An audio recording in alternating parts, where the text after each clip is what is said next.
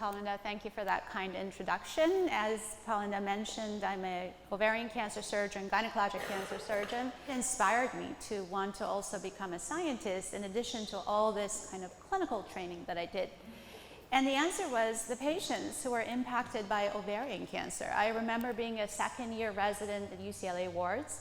That's really what inspired me to take an additional 6 years of training so that I could also train as a PhD scientist with the hope of really doing translational research aimed at helping lives of women impacted by ovarian cancer. Many of the tumors actually come from the fallopian tube, which is the organ next to the ovary.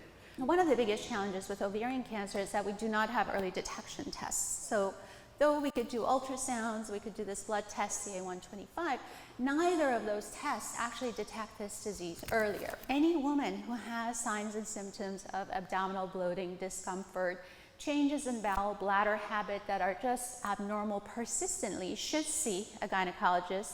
They should do an ultrasound and should consider ordering this biomarker, CA-125.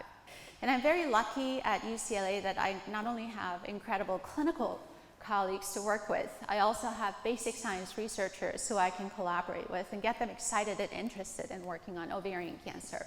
And we have a lot of very interesting, cool data to suggest that this very powerful immune cell can target not only the most aggressive forms of ovarian cancer that are kind of enriched for these regenerative tumor cells, but they also can target the immune suppressive cells that surround them and can really work very effectively.